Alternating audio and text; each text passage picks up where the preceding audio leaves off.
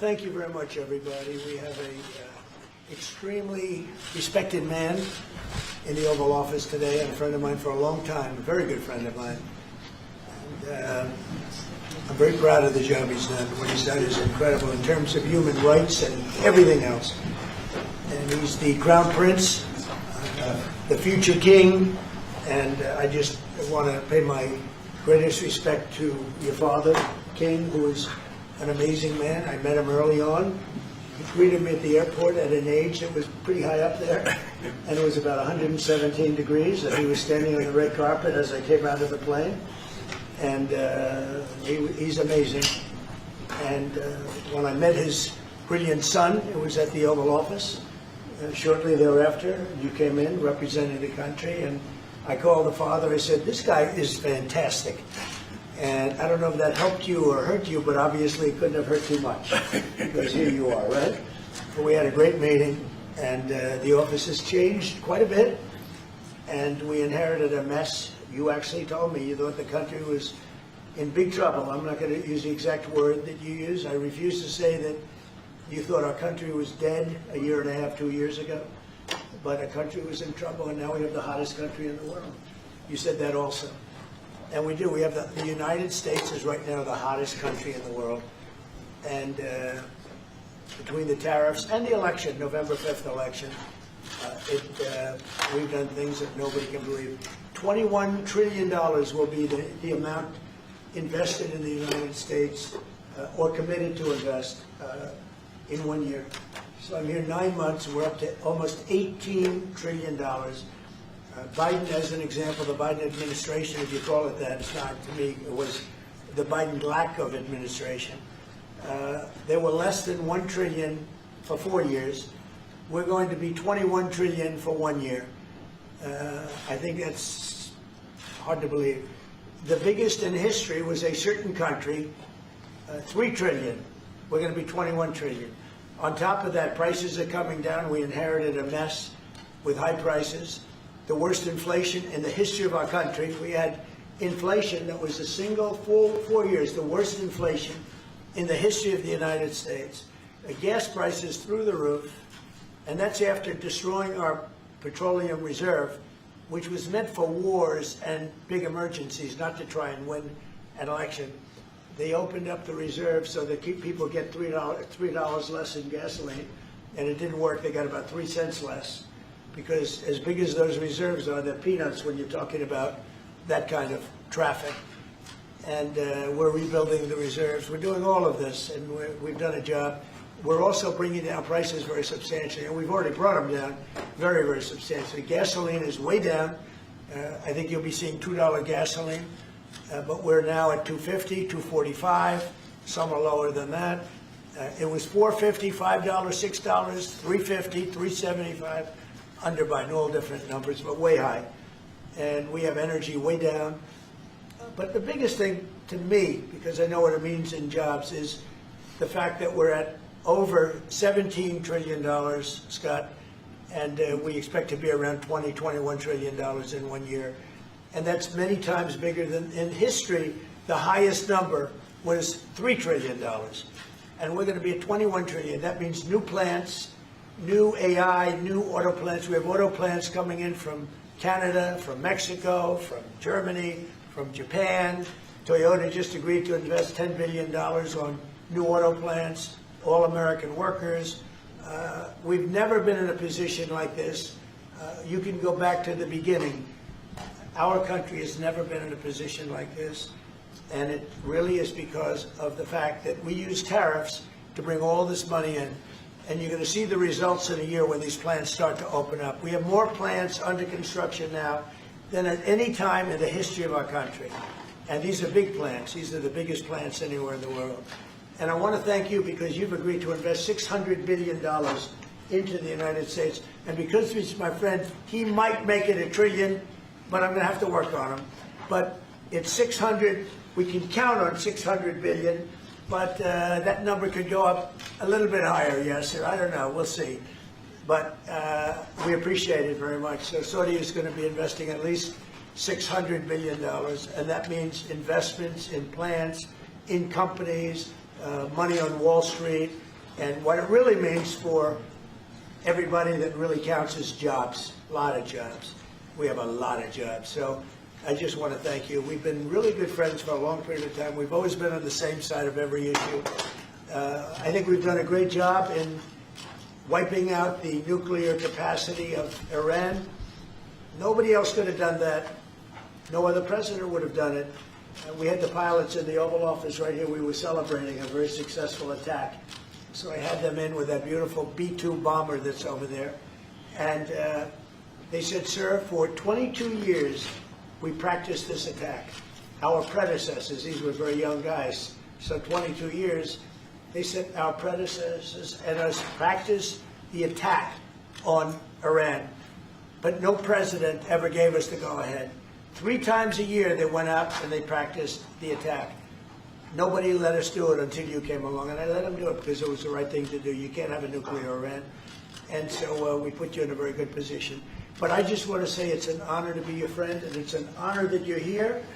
And if you'd like to say a few words, but thank you very much. Well, thank you, Mr. President. This relation has been a relation for about 9 decades, and we've been working together for a long time. But today it's a very important time in our history because there is also a lot of things that we're working in the future.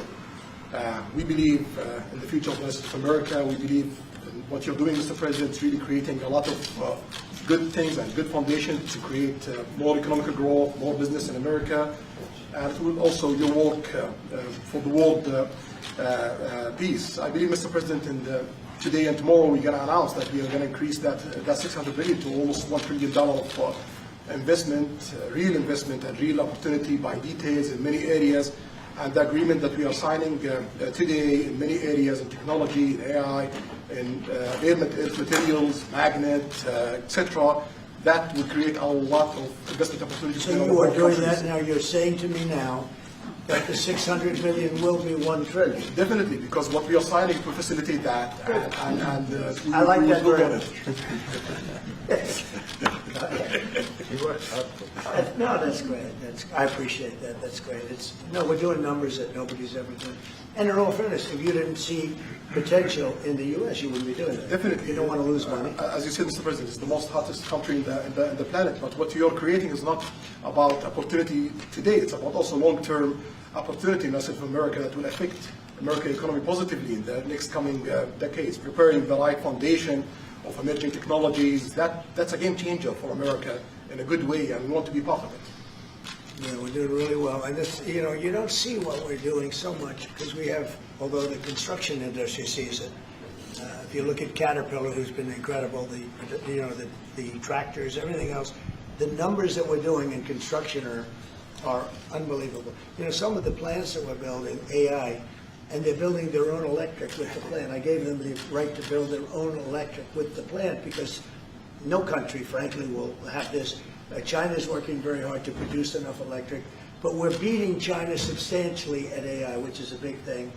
And we had a great meeting 2 weeks ago with President Xi, but on AI, we're doing well. And I have a man, David Rommel. Yes, sir. David, could you say a few words about what you're seeing on the job front and all of the some of the assets, and also how we've been helped by the Saudis in terms of the kind of investment they've made, please. Yeah, most certainly. Thank you for the opportunity. I am a facility leader for GE Vernova, and if you look at the landscape for GE Vernova investment, over $750 million in the U.S.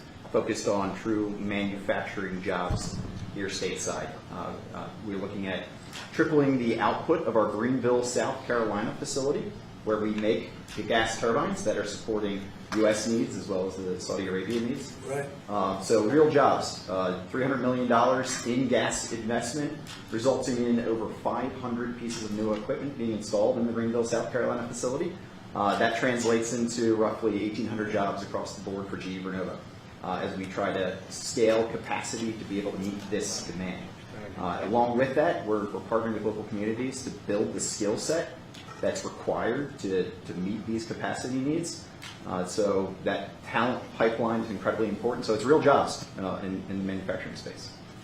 Well, you've been great, and thank you very much. And we love that state. I won that state by record numbers. I won a lot of states by record. Texas, a lot of them by Indiana. We're working with Indiana or something right now. We won that. We won a lot of them by records, but that was one of them. I want to thank you very much. Say hello to everybody. Great job. You're doing a great job. Thank you. Appreciate it, Mr. President. So, just in wrapping up, we'll take a couple of questions, but I want to just tell you what an honor it is to be your friend, and I very much appreciate the investment of now $1 trillion, okay? So I'm glad you got that out. I didn't want to be the one to tell them, but that's great news. We keep increasing, Mr. President. I know. Each time the opportunities are just increasing more and more. Well, the opportunities, we're doing better.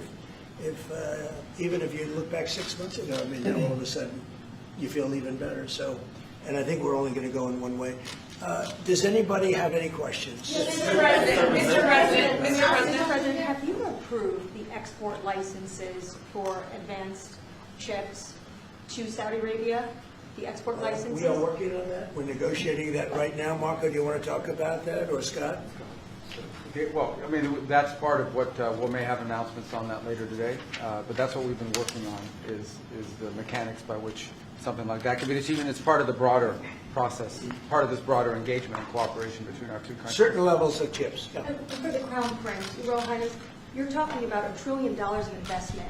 Could the kingdom continue to do that with oil prices in the mid-60s? Yeah, we are not creating fake opportunities to, please America, please President Trump. It's real opportunities. For example, when you ask about the AI and the chips, Saudi Arabia have a huge demand a huge need of computing power, and we're going to spend in the short term around $50 billion by consuming those semiconductors for our needs in Saudi Arabia. And with the agreement that we're going to have with South America, that will allow us to focus that consuming power in short term by $50 billion from the South America, and long term with hundreds of billions of dollars in the long term. So there's a lot of real opportunities that fit to our needs in Saudi Arabia and fit to our investment strategy. Mr. President, is it appropriate, Mr. President, for your family to be doing business in Saudi Arabia while you're president? Is that a conflict of interest? And Your Royal Highness, the U.S. intelligence concluded that you orchestrated the brutal murder of a journalist. 9/11 families are furious that you are here in the Oval Office. Who are you with? Why should Americans trust Who are you with? And the same to you, Mr. President. Now, who are you with? I'm with ABC News, sir. You with who? ABC News, sir. Fake news, ABC fake news, one of the But the worst, question is one of the legit, worst sir. in the business. But I'll answer your question. Thank you. I have nothing to do with the family business. I have left, and when I've devoted 100% of my energy. What my family does is fine. They do business all over. They've done very little with Saudi Arabia, actually. I'm sure they could do a lot. And anything they've done has been very good. That's what we've done. We've built a tremendous business for a long time. I've been very successful. I decided to leave that success behind and make America very successful. And I've made America more successful by far than it ever was, and that it ever could have been, no matter who was president. There would be nobody bringing in $21 trillion, that I can tell you right now. As far as this gentleman is concerned, he's done a phenomenal job. You're mentioning somebody that was extremely controversial. A lot of people didn't like that gentleman that you're talking about. Whether you like him or didn't like him, things happen. But he knew nothing about it, and we can leave it at that. You don't have to embarrass our guest by asking a question like that. Okay, just ask Mr. President, if you allow me to answer. I feel painful about the families of 9/11 in America, but we have to focus on reality. Reality based on CIA documents and based on a lot of documents that Osama bin Laden used Saudi people at that event for one main purpose, is to destroy this relation, to destroy the American-Saudi relation. That's the purpose of 9/11. So whoever buying that means they are helping Osama bin Laden's purpose of destroying this relation. He knows that strong relation between America and Saudi Arabia is bad for extremism, it's bad for terrorism. And we have to approve him wrong and to build our relation, to continue developing our relation. It's critical in the safety of the world, it's critical against extremism and terrorism. About the journalists, it's really painful to hear, anyone that been losing his life for, no real purpose or nothing illegal way, and it's been painful for us in Saudi Arabia. We've did all the right steps of investigation, etc., in Saudi Arabia, and we've improved our system to be sure that nothing happened like that, and it's painful and it's a huge mistake, and we are doing our best that this doesn't happen again. Mr. President. Thank you, Mr. President. The Crown Prince has been instrumental in helping lifting the sanctions on Syria. That's true. Will there be any joint investment between the U.S. and Syria? And will you visit Damascus? Are you from Syria? No, but Where are you from? I'm from Palestine. Oh, making a lot of progress, huh? Very good. Well, they But like I have the a question for Palestinians the Crown like Prince me. as well after you, sir. Palestinians are doing very well, actually. I think we're working very closely with a lot of people that make everybody happy, including Israel, the Palestinians, and everybody. That's very interesting. No, I think that, I will tell you, the Crown Prince called me, and he specifically asked me if I would lift the sanctions on Syria, because he wants to see Syria make it. As you know, the leader of Syria was just here. We had a great meeting, and he's a strong guy, and I guess you need a strong person to run it. And I think Syria's made tremendous progress. And we did lift the sanctions at the request of the Crown Prince. Also, the President of Turkey, Erdogan, called me specifically. He said, you know, if you don't lift the sanctions, Syria doesn't have a chance. If you do, they have a very good chance. And between the two of them and some others, I lifted the sanctions. And the results so far have been pretty good. Can I ask you a question about the F-35s that are being sold to Saudi Arabia? Are these the same ones that are being used by the Israeli military? And if so, how does that allow for the qualitative military edge for Israel? And then I want to ask you, because you brought up the plight of the Palestinians, are you aware of relocation flights to South Africa that are taking place right now? Which flights? There are relocation flights that are taking place. Some Palestinians are being charged up to $2,000 I'm not a going to seat. South Africa for the G20 because I think their policies on the extermination of people are unacceptable. So I'm not going, so I won't refer to anything having to do with South Africa. South Africa has behaved extremely badly. But I will say that when you look at the F-35 and you're asking me, is it the same? I think it's going to be pretty similar, yeah. You know, How will that this affect- is a great ally, and Israel's a great ally. And I know they'd like you to get planes of reduced caliber. I don't think that makes you too happy. They've been a great ally. Israel's been a great ally. And we're looking at that exactly right now. But as far as I'm concerned, I think they are both at a level where they should get top of the line. Yes, please. Can I just ask for the Crown Prince, if I could just ask about the direct talks between you It's all right. Steve, 1 second. Go ahead. Have you reached an agreement on a U.S.-Saudi defense treaty today? And are you going to bring up the Abraham Accords in your discussion? I already brought them up. What did you say? I think I got a positive response. Would you like to respond? Yeah, so definitely we believe having a good relation with all Middle Eastern countries is a good thing, and we want to be part of the Ibrahim Accord, but we want also to be sure that we secure a clear path of two-state solution. And today we have a healthy discussion with Mr. President that we're going to work on that to be sure that we can prepare the right situation as soon as possible to have that. I think we're, you know, I don't want to use the word commitment, but we've had a very good talk on the Abraham Accords. We talked about one state, two state. You know, we talked about a lot of things in a short period of time. We'll be discussing it further too. But I think you have a very good feeling toward the Abraham Accords. Yes, definitely, Mr. President. We want peace for the Israelis. We want peace for the Palestinians. We want them to coexist peacefully in the region, and we will do our best to reach that day. And the defense agreement, have you reached an agreement on that? We pretty much have. Mr. President. Question for the Crown Prince, if I could just finish. We have reached agreement on that. Yes. I wanted to ask you about the direct talks between the United States and Iran. Have you been fully briefed on that, and are you concerned at all about how this might impact Saudi security interests? Well, we are close ally. We'll be working closely together on that issue, and we will do our best to help to reach a deal between the rest of America and Iran. And we believe it's good for Iran's future to have a good deal that will satisfy the region and the world and the rest of America. So we will do our best to see that day happen. And by the way, Iran does want to make a deal. I can say I think they very badly want to make a deal.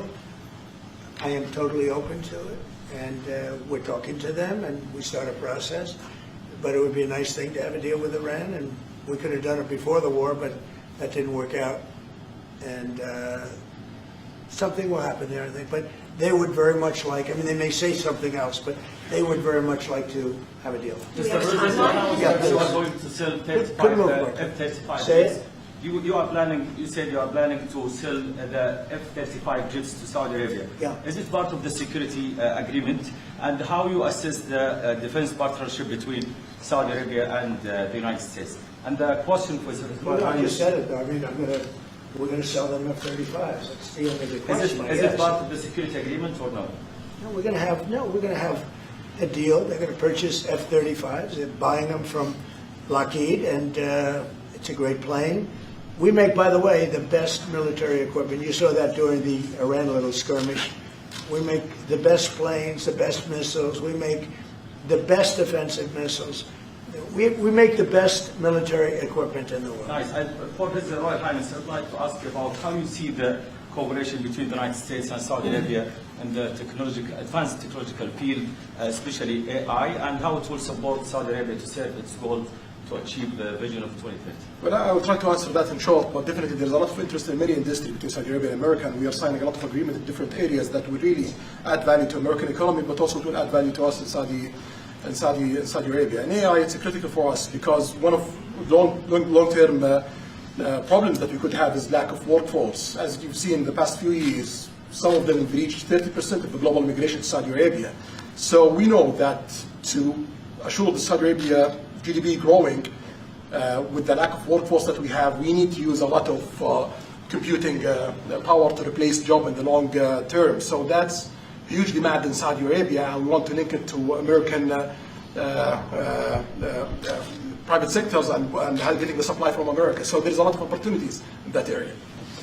And we're also involved in AI in Saudi Arabia. So we're working, and we're leading by a lot on AI. Actually a lot. China would be in second place, but we're leading by a lot. And I have to say this, and our relationship with China has been very good. And as far as buying our farm products, they're pretty much on schedule, Scott. I'd like you to call them, say if they could speed it up. Sure. Okay, but they're pretty much on schedule. Mr. President, Mr. President, please. If I may, I have a question for both the Crown Prince and Who are you? Faisal Abbas from Arab News, Saudi Arabia, Your Excellency. You should be a friendly question. Your Royal Highness, just picking up on something you just mentioned about how some people try to destroy the relationship between Saudi Arabia and the United States. Perhaps, since the launch of the vision, we've been used to having the bigger picture and that everything fits into the bigger picture. Might you want to elaborate a little bit about where is the relationship, the bilateral relationship, the strategic partnership between Saudi Arabia and the United States heading, and what's the big picture there? Well, I don't think it's a relation that we can replace it from the Saudi side or the American side. It's a critical relationship for our political attempt, for our economical attempt, for our security, for our military, for many things. And it has been there for 9 decades. And the opportunities that we have today, it's huge. And it seems that it's going to get deeper in the next few decades. And what we are having today and tomorrow with President Trump, it's really a huge new chapter in this relation that will add value to both of us. When you think about it, I'm just sitting here. You're with the future king, a man who's respected by everybody, a man that doesn't have to be doing this, really. I don't have to be doing it either. And yet we're sitting here taking questions, we didn't say, oh, you can't talk about this, that. And there's never been transparency like this, even in his country, but there's never been, in our country, that's been acknowledged. But we didn't put restrictions, and I'm saying it's sort of wonderful to be taking questions from all over the world. Everybody's here. This is just a small group representative of tremendous numbers of media that are outside, that are very jealous that these people were so selected. But they're representing a lot of people that are outside. I think it's terrific that we can be sitting here being this open, and I think it's really a wonderful thing. If you don't mind, I have a personal question for you. Okay, here we go. I should have said that. So apart from everything you mentioned in your opening remarks, you forgot to mention that you've de-escalated 7 wars since you started. At least in our part of the world, you are seen as a peacemaker. And adding that to all the executive orders and everything else you've mentioned, I really have to wonder, in your speech in Saudi Arabia, I was there, you said that His Royal Highness does not sleep at night thinking how he does things better. We wonder in Saudi Arabia, how do you manage your own time, and what's your formula for He managing? does not sleep much, and I don't sleep much. I think we have the same schedule. We're thinking about our countries. And if you sleep a lot and you're president, we just had one that slept more than any president. He broke every record. He sleeps all the time, during the day, during the night, on the beach. The only guy could fall asleep on the beach with the press watching. No, he's not a sleeper. I'm not a sleeper. We don't. We talk at night. We can talk. I can call him almost any time. He goes, "Hi, how you doing?" It's like the craziest times. But no, when you love your job, when you love your country, and when you're in a position like we are, future king, highly respected, crown prince, and in my case, president, you're thinking about your country. You're thinking about making America great again. We're thinking about keeping Saudi Arabia strong and viable in a pretty tough part of the world, tricky part, right? Tricky part. A lot of tricky people. But he thinks about his country, and I think about my country. I don't want to sleep. President Trump, do you expect a formal civil nuclear deal to be reached soon? Can you talk to us about that aspect? With whom? With Saudi Arabia. I can see that happening. Do you think that an agreement will I happen don't. today? It's not urgent. You know, it's always when you have civil nuclear, but you have more oil than almost anybody else. We actually have more oil and gas than they do, but I refuse to say that. And on We that- have more than. Is it? We have more than anybody. Can you imagine? And on the F-35s, are those sales, Israel had reportedly wanted those sales to be conditioned on Saudi Arabia moving to normalized Israel will be relations. happy. Israel is Is going to that be a happy. condition of the F-35? Israel's sale? aware, and they're going to be very happy. Okay? Yeah, please. Hello. Hi, hello. My name is Amal Hazani from Sharq al-Awsat newspaper, from Riyadh, of course. Yeah, good. I have a question for the Crown Prince and for the President. Crown Prince of Saudi Arabia, how much you expected from developing the cooperation with the United States in the field of new energy, AI, supply chain? How much you expected from that? No limit. We just continue pushing forward. There's no limit. So we just push forward for all the opportunities that we have. Okay, Mr. President. This is, you have to understand, this is really a great ally. Yeah. Just the fact that they're now doing, I came in here at 6, I did not know that. I was pushing for the 1 trillion, but he didn't tell me that. Now he told me. This is a great ally of ours. You know, when you invest $1 trillion, that's national security for us too, because it creates jobs, it creates a lot of things. And I would say, Scott, right, when you hear one country is putting $1 trillion into the United States, that creates national security. And, you know, I think that they don't have to say that, but I think a big part of that is also the fact that tariffs are in play. But even beyond tariffs, that's a real ally that will do that.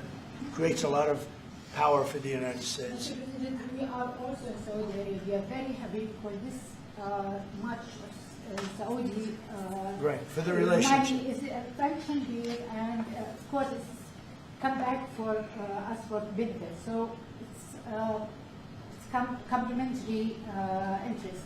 So this is the Well, I think what yeah. the different friends and allies do. Well, look, I love the country of Saudi Arabia. I know the people very well. The level of treatment that we go when we go to Saudi Arabia is something that is incredible. And the people like us, and I think they really like America, especially when I'm president. I mean, I don't think they liked America so much maybe for 4 years recently.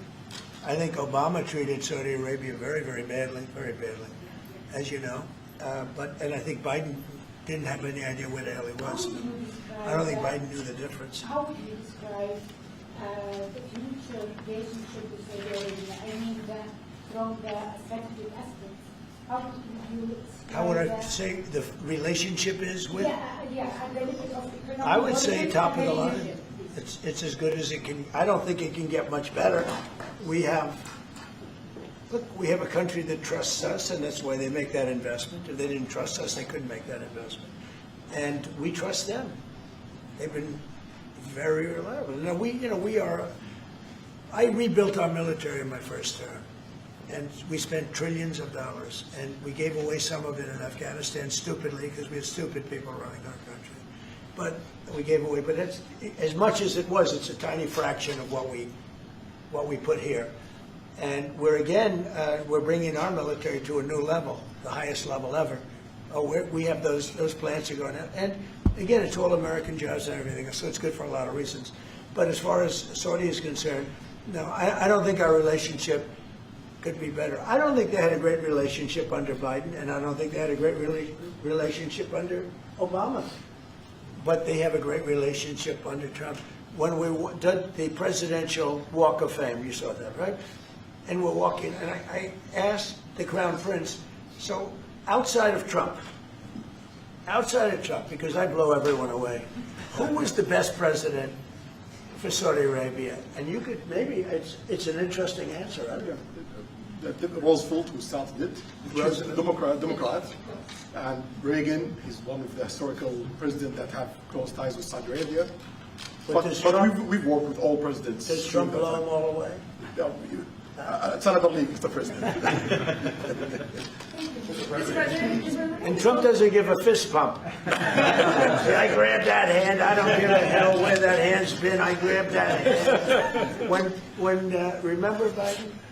He travels for 20 hours, gets out, and he gives a fist bump. No. When you get out of the plane, and you got the future king and the man who's one of the most respected people in the world, you shake his hand. You don't give him a fist bump, right? We don't want to ask you about that, but I can't imagine you were thrilled. You were like a little bit surprised. He's a fantastic guy. You don't do that. Yeah, please. We're getting closer to the end of the year. Have you started the interviews for the Fed chair? Yes. Who have you interviewed? I think I already know my choice. Who is it? Well, I liked him, but he's not going to take the job. He refused. You like Treasury better, right? Much better, sir. So we are talking to various people, and frankly, I'd love to get the guy currently in there out right now. But people are holding me back. He's done a terrible job, hurting housing a little bit. The truth is, we've been so successful, we've blown past his interest rate stupidity. He's been wrong. That's why I call him too late. He's too late. Jerome Too Late Powell. He was recommended to me by a guy that made a bad choice. And it's too bad. But despite that, it's having very little impact because we have all of these things happening. But it has an impact on housing to a certain extent. He's a fool. He's a stupid man. But we have some very good people. Yes, sir. You'll be sitting down with them in the near future. And we have some surprising names, and we have some standard names that everybody's talking about. And we may go the standard way. It's nice to every once in a while go politically correct. But we have some great names. Steve, have you talked to the President of Bureau of Venezuela yet? Are you still open to that? He wants to talk. Yes, sir. Yeah, I'm open to talk. I talk to everybody. But no, he wants to. They treated us very badly. They sent all of their prison population into the United States, and we're getting them out rapidly. But he sent all of his, and he sends drugs into the United States and other things. No, he treated us badly. He was dealing with a bad president, and he was able to get away. We have now, I think we have the strongest borders anywhere in the world. Nobody's coming in unless they come in legally. We've taken very weak borders where millions of people came in. For the last 6 months, I don't do these reports. They say 0 people have been able to come in. Is that pretty good? I don't know if that number's right, but it's pretty Mr. good. President, why wait for Congress to release the Epstein files? Why not just do it now? It's not the question that I mind, it's your attitude. I think you are a terrible reporter. It's the way you ask these questions. You start off with a man who is highly respected, asking him a horrible, insubordinate, and just a terrible question. And you could even ask that same exact question nicely. You're all psyched, or somebody psychs you over at ABC, they're going to psych it. You're a terrible person and a terrible reporter. As far as the Epstein files is, I have nothing to do with Jeffrey Epstein. I threw him out of my club many years ago because I thought he was a sick pervert. But I guess I turned out to be right. But you know who does have? Bill Clinton, Larry Summers, who ran Harvard, was with him every single night, every single weekend. They lived together. They went to his island many times. I never did.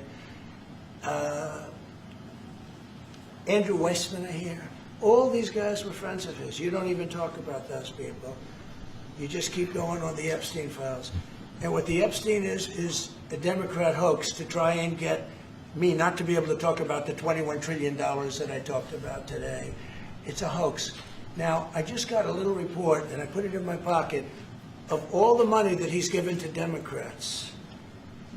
He gave me none, zero, no money to me. But he gave money to Democrats. And people are wise to your hoax. And ABC's, your company, your crappy company, is one of the perpetrators. And I'll tell you something.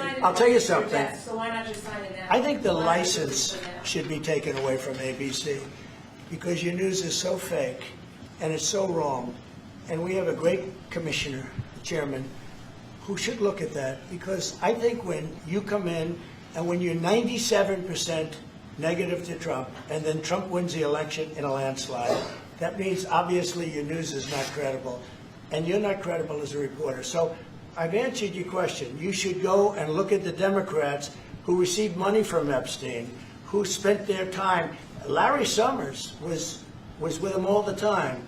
That creep, the fund guy, was with him all the time. What's his name? Reid Hoffman. Who? Reid Hoffman. I don't know Reid Hoffman, but I know he spends a lot of money on the radical left. Reid Hoffman, in my opinion, should be under investigation. He's a sleazebag. And those are the people, but they don't get any press, they don't get any news, and you're not after the radical left because you're a radical left network. But I think the way you ask a question with the anger and the meanness is terrible. You got to go back and learn how to be a reporter. No more questions from you. Who else has a question? Prince, very quickly, I want to ask you, how much money is Saudi Arabia giving for Gaza reconstruction? Well, we have a discussion about that. Still, there is no amount being It'll be a lot. named, but It'll be a lot. we will definitely help. Yeah, he's got to. It's very important to him. And a quick follow-up, the International Security Force, given your pledge there will be no U.S. boots on the ground, what is the U.S. role going to be in that?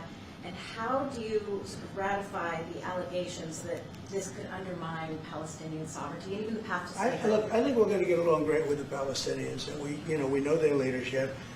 We just had a very, you hate to say war, but it was a war, very, very successful. And you could say really it was on behalf of everybody. We did that on behalf of everybody. And the outcome was extraordinary because we have the best pilots, the best equipment, the best planes, the best everything. And Israel bought the best equipment. They bought it from us. Everything's from us. It all starts here. This office, I was talking to the Crown Prince a little while. You walk into this office, for somebody from the outside, the Oval Office, it's the most powerful place in the world. You're standing right now in the most powerful place in the world. And no matter how big you are, these are the biggest people, the richest people. They walk into this office. It's special, isn't it? Look at him. He's so happy to be here. But you walk into this office. It's the Oval Office. And we've done a lot of good with this office. I've stopped actually 8 wars. I appreciated your question before. But I've actually stopped 8 wars. I have another one to go with Putin. I'm a little surprised at Putin. It's taken longer than I thought. But we stopped India and Pakistan. I could go through the list. You know the list better than I do. I'm very proud. And I stopped one that was almost ready to start again. You know, there was one that was ready to start, and they're doing very well. So it all took place right here in the Oval Office, whether by telephone or whether by they came in. Many of these leaders have come in, and you know they signed their peace deals right here in the Oval Office. So no matter if it's the biggest business people in the world or the greatest leaders in the world, the biggest leaders in the world, like the gentleman on my right, everybody walks into the Oval Office and they say, wow. And now, by the way, the Oval Office is in the kind of condition that it should be in. Whether you look at the walk or the marble floors or anything down the road, we're fixing the White House and we're building one of the greatest ballrooms ever to be built. You know, we have an event tonight and we're going to have about 118 people because we have a very small room. For 150 years, they've wanted a ballroom, and now you're going to get a great ballroom. And I have to say, I probably made a lot of enemies because in your honor, we're having a dinner tonight, a beautiful dinner tonight, and we have a very small room, right? It's called the East Room, and it's beautiful, it's lovely, but it's like for a little cocktail before you go into a ballroom. It's a very small room. They've wanted a new ballroom for 150 years. We could have sold the big ballroom out 3 times in honor of this gentleman. So I made a lot of enemies because I have a lot of people that are invited tonight or are unable to come because of the size constraint. But you know what we'll do before I leave office? We'll have another dinner because we'll have it ready long before I leave office, and it's going to be beautiful. It's you know, it's a very popular thing what we're doing. And by the way, no government funds. It's all put up private money, all private money. And in the case, I think it's there's a restriction on foreigners. Otherwise, I could have asked you just for a check. Okay? But there's a restriction. These are all private individuals that put up a lot of money to build the ballroom. Not one penny is being used from the federal government. So it's really a nice thing. But I look forward to it. I just pointed it out. If this would be a perfect night to have that ballroom open, Susie. If we had that open, we'd have a lot of people very happy. Right now, we have a lot of unhappy people because they all want to be with us tonight to honor this great man. Thank you all very much. Thank you, President.